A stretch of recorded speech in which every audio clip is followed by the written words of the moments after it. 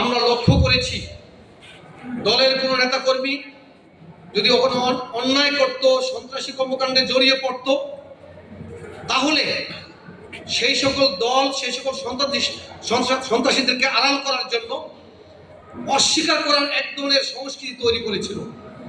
অর্থাৎ কোনো সন্ত্রাসী কর্মকাণ্ডকে অস্বীকার করা, অন্যায়কে অস্বীকার করা, প্রকারান্তরে অন্যায়কে এবং সন্ত্রাসী কর্মকাণ্ডকে প্রশ্রয় দেওয়া হতো। কিন্তু আমরা বলতে চাই, ইতিমধ্যে আমরা যে কয়টি অন্যায়ের খবর পেয়েছি, যেখানে আমাদের দলের নেতাকর্মীরা জড়িত ছিল, আমরা কিন্তু কোথাও অস্বীকার করি নাই।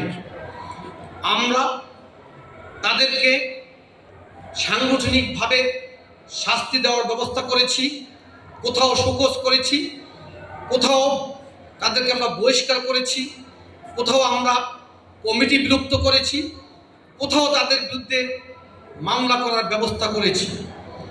সর্বশেষ শ্রীপুরে যুবদলের নেতা জাহাঙ্গীর আলম প্রকাশ্য দিবালোকে যে অন্যায় করেছে, আমাদের মনে হয়েছে তাকে শুধু দল থেকে বহিষ্কার করাই যথেষ্ট নয়। এই কারণে আমরা গতকালকে তার বিরুদ্ধে ফৌজদারি মামলা দায়ের করেছি এবং তাকে গ্রেপ্তারের জন্য দাবি জানিয়েছি এবং গ্রেপ্তারের পরে তার বিরুদ্ধে যাতে যথাযথ আইনানুগ প্রক্রিয়ায় তাকে শাস্তি দেওয়া হয়, তার জন্য আমরা সংশ্লিষ্ট কর্তৃপক্ষের কাছে ইতিমধ্যে আহ্বান জানিয়েছি। অর্থাৎ আপনাদের মাধ্যমে বাংলাদেশ জাতীয়তাবাদী যুবদল কেন্দ্রীয় কমিটির সভাপতি, সাধারণ থেকে সম্পাদক থেকে আরম্ভ করে যে কোনো ওয়ার্ডের একজন কর্মী পর্যন্ত প্রত্যেকের কাছে একটি বার্তা আমরা পৌঁছে দিতে চাই।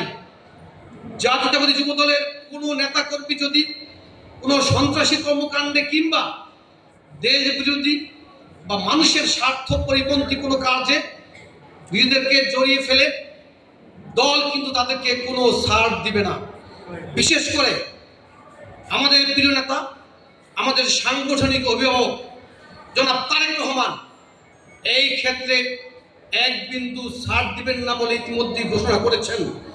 আমরা এই বার্তাটি আপনাদের মাধ্যমে যুবদলের সকল নেতাকর্মীর কাছে পৌঁছে দিতে চাই। আপনারা যারা কষ্ট করে আজকে সংবাদ সম্মেলনে উপস্থিত হয়েছেন, সবাইকে যুবদল কেন্দ্রীয় নির্বাহী কমিটির পক্ষ থেকে ধন্যবাদ জানাচ্ছি, কৃতজ্ঞতা জানাচ্ছি। সবাইকে ধন্যবাদ। আসসালামু আলাইকুম।